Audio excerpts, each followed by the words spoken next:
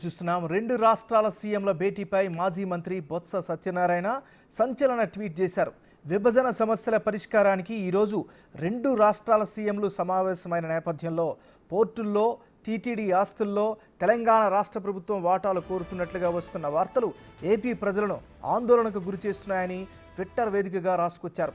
పారదర్శకత కోసం ప్రజలకు వాస్తవాలు తెలియడానికి ముఖ్యమంత్రుల సమావేశాన్ని ప్రత్యక్ష ప్రసారం చేస్తే బాగుంటుందని నా సూచన అంటూ వ్యాఖ్యానించారు.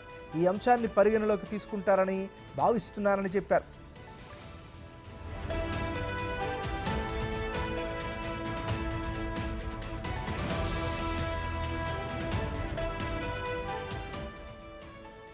బొత్స సత్యనారాయణకు మంత్రి అచ్చెన్నాయుడు స్ట్రాంగ్ కౌంటర్ ఇచ్చారు. భలే జోకులేస్తున్నారు బొత్స గారు, పారదర్శకత గురించి మీరు జగన్ మాట్లాడితే నవ్వుపోతారు, వద్దులేండి. పారదర్శకతకు పాతరేసింది మీరే, మీ పార్టీ. ప్రెస్ మీట్లు కూడా లైవ్ కాకుండా ఎడిట్ చేసి ఇవ్వాలని ఆదేశించే నాయకత్వంలో మీరు పనిచేస్తున్నారు.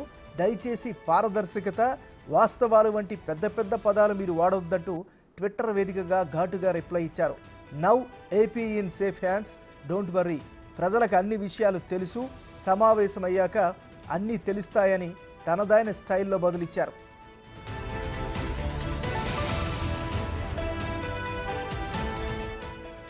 అలానే బొత్స ట్వీట్పై టీడీపీ ఎమ్మెల్యే అమర్నాథ్ రెడ్డి సైతం స్పందించారు. ఆవేశపడకు బొత్స, అక్కడ ఉంది జగన్ కాదు చంద్రబాబు. మీ జగన్ రాగానే ఏ చర్చలు లేకుండా అప్పనంగా ఏపీ భవనాలు అప్పగించింది మర్చిపోలేదు. ఢిల్లీలో ఏపీ భవన్ ఇచ్చేస్తామని చెప్పిన మాటలు మర్చిపోలేదు అంటూ ట్విట్టర్లో ఫైర్ అయ్యారు. చంద్రబాబు ఆంధ్రప్రదేశ్ రాష్ట్ర ముఖ్యమంత్రిగా ఏపీ ప్రయోజనాల కోసమే పనిచేస్తారని అన్నారు.